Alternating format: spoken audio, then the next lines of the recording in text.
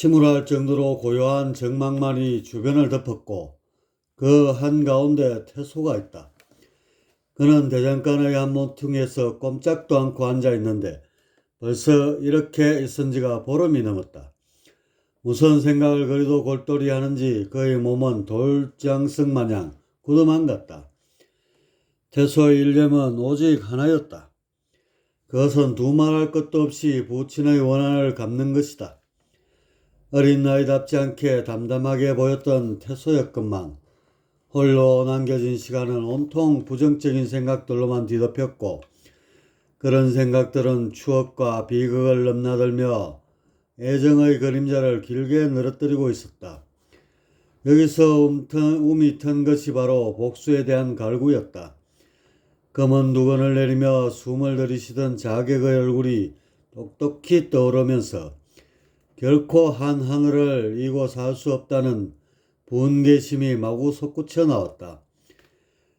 그들이 누구건 또한 그것을 사주한 자가 있다면 어느 누구를 막론하고 가차없이 응징할 것을 뼛속까지 새겨 넣으며 태소는 눈썹을 부르르 떨었다. 이렇게 한분 축원하며 복수의 칼날을 갈자 울분이 치밀어 숨도 제대로 쉬어지지 않았다.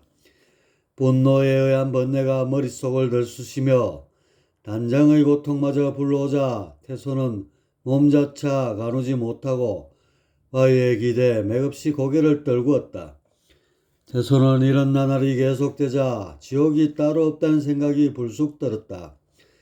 선계가 아닌 천계, 아니 그보다 더 높은 극락이나 열반세계에 자신을 데려다 놓은들, 이런 원한의 늪속에 빠져서는 생지옥이나 다름없을 것이다.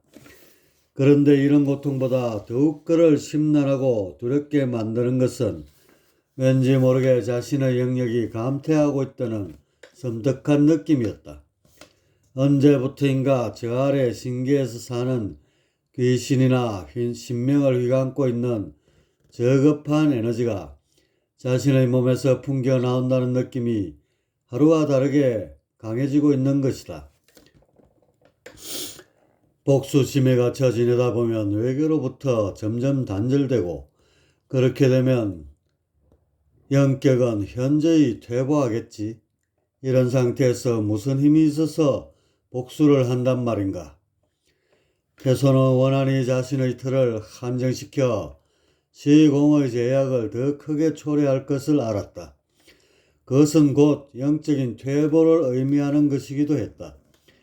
이런 평범하면서도 당연한 사실에 문득 경각심을 갖게 된 태소는 복수심을 가라앉히고 마음을 최대한 비웠다. 그러면서 지금까지 벌어진 상황을 마치 영화를 보듯 찬찬히 떠올려 보았다. 평정심을 유지하면서 객관적으로 사태를 되짚어 보려는 의도였다. 그러자 인간 세상에서 부친과 함께했던 다사다난한 삶이 펼쳐지고 잠깐이지만 성계에서 누렸던 행복의 순간들이 주마등처럼 스쳐 지나갔다. 그러다 어느 순간 검은 그림자들이 대장간 주변을 에워싸면서 섬뜩한 금기를 풍겨대는 것이다. 순간 태소의 분노는 다시금 솟구치며 태산에 짓눌리는 듯한 고통이 밀려왔다. 평정심은 온데간데 없고 오로지 복수심만 남아 지옥의 불길을 활활 타오르게 하는 것이었다. 아, 다시 원래의 상태가 되어버렸다. 어쩌지? 태소는 시도 때도 없이 치미는 원한과 복수심 그리고 뼈를 가는 듯한 괴로움을 달리기 위해 자신과의 끝없는 씨름을 해야만 했다. 몇 달을 이렇게 번뇌에 휩싸여 지내자 태소는 폐인처럼 무너져 내렸고 그런 와중에 겨우 한 생각을 일으켜 문제의 원인을 정리해 보았다. 하지만 결론은 자신의 문제가 마치 그네가 왔다 갔다 하는 것처럼 아무런 소득도 없이 제자리에만 머물러 있다는 사실이었다. 해결 방법이 정녕 없는 것인가? 태소는 이것을 화두로 삼아 궁구했다. 그리고는 다시 몇 달에 걸친 노력 끝에 간신히 답을 찾아냈다.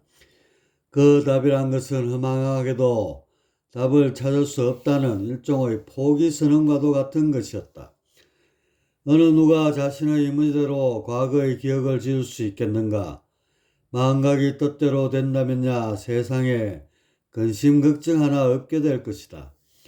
기억이 있는 한 그것이 토해내는 정보에 휘둘릴 수밖에 없는 것이 중성이고, 그러니 지금 자신이 괴로움의 강에 빠져 허우적대는 것은 지극히 당연한 일이다. 부친이 억울하게 돌아가셨음에도 멀쩡하다면 그것이 이상한 일이 아니고 뭐겠는가? 태소는 이제 숫째 자신의 번뇌를 정당화하고 그것을 해결하려는 생각 자체를 버렸다. 생각이 흘러가는 대로 놔두고 방관하게 된 것이다. 그러자 대체로 마음이 편해지기는 했는데 가끔씩 어떤 사물을 볼 때 그것에 말미암아 일어나는 연상에 의한 분노는 그도 어쩔 수 없었다. 뒤죽박죽이 된 심정이 팥죽처럼 변덕을 부리는 나날이 계속됐고, 그러던 어느 날이었다. 태소는 지친 마음을 달래며 언덕에 앉아 우두커니 하늘을 바라보았다. 오늘따라 더욱 높고 푸르렀던 구름의 형상도 이채로웠다. 그런데 마음을 쉴 새도 없이 또다시 그날의 일이 하늘에 새겨지는 것이었다.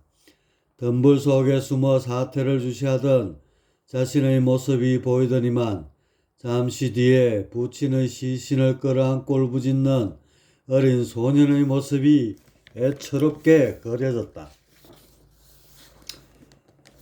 비극적인 그림이다. 저 소년은 얼마나 슬플까? 태소는 부지불식 중 마치 영화를 보듯 자신의 과거 영상을 한 발짝 떨어져서 바라봤다. 그런데 이쯤 되면 분노가 고통에 뒤섞여 밀려와야 하는데 아무렇지도 않은 것이다. 오히려 마음이 더욱 가라앉고 평화로웠다. 이게 어떻게 된 일이지? 태소는 이런 상황에서도 평정심이 유지되자 고개를 갸웃했다. 지금까지의 경험에 비춰 도저히 있을 수 없는 일이었기 때문이다. 태소는 머리를 괴고 앉아 반나절의 숲꽃 끝에 그 답을 찾아낼 수 있었다. 영화 속의 내가 보이니까 모든 문제가 사라진 것이야. 관객이 되어 바라보는 것이지. 관객에겐 영화 속 주인공처럼 원수를 갖겠다는 복수심이 생길 리가 만무하지 않은가. 태소는 커다란 깨달음을 얻었다. 생각이 만들어내는 영화 속의 주인공이 되는 순간 희노애락은 물밀듯이 밀려오고 시공의 제약을 받는 일개 부속물로 전락된다는 사실을.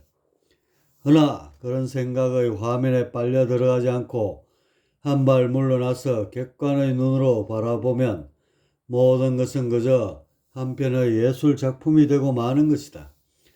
부친이 살해당하고 이에 주인공이 울부짖으며 복수의 칼을 가는 장면도, 아니 그보다 천배 만배 더 심한 경우가 있다 손치더라도 허공에 그려지는 정보의 예술이라는 사실엔 변함이 없다.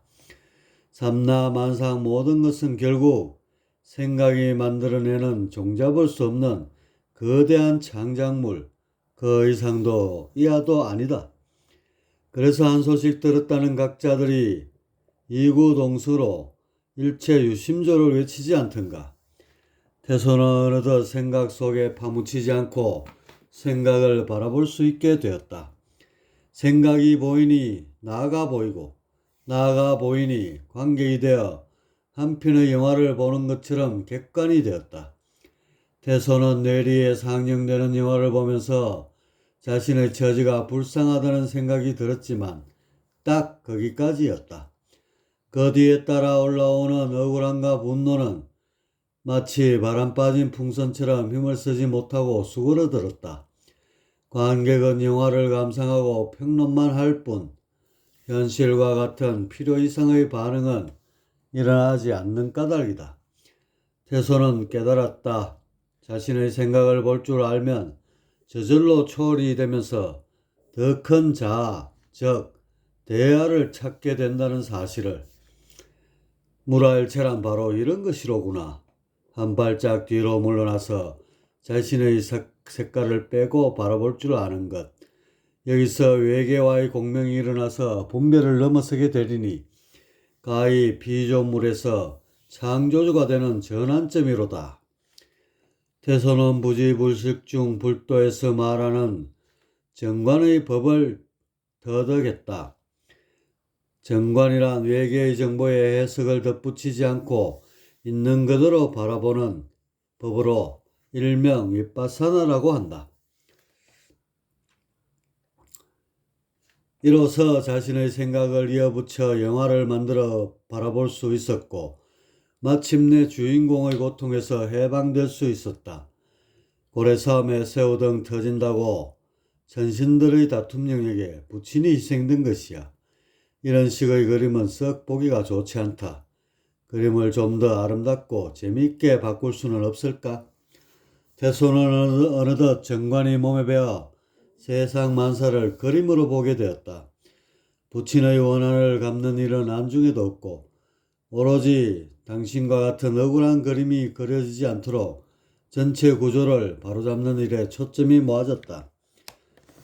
참초 부적은 맹아의 구발, 풀을 베고 뿌리를 뽑지 않으면 싹은 여전히 돋아나는 법, 전쟁을 일으키는 천상의 모순된 구조를 근본적으로 뜯어고쳐 또다시 주인공처럼 불행한 장면이 되풀이되지 않도록 하리라.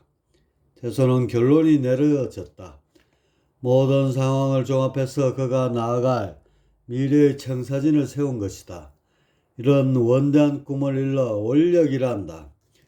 원력이란 내면에서 저절로 우러나와 진실로 하고 싶어하는 꿈이나 소망이다. 원력, 그것은 마음 깊숙한 곳에서 우러나오는 진실로 하고자 하는 바람이며 그렇기에 존재해야 하는 당위성과 그 가치를 부여하는 생명의 원동력이다. 원력을 찾아 그 방향으로 나아가면 창조가 만개하고 부산물로 보람과 가치, 기쁨 등이 생겨난다. 하지만 현실적이고 구체적인 방안이 없다면 이런 원력은 한낱 공허한 메아리에 지나지 않을 것이다.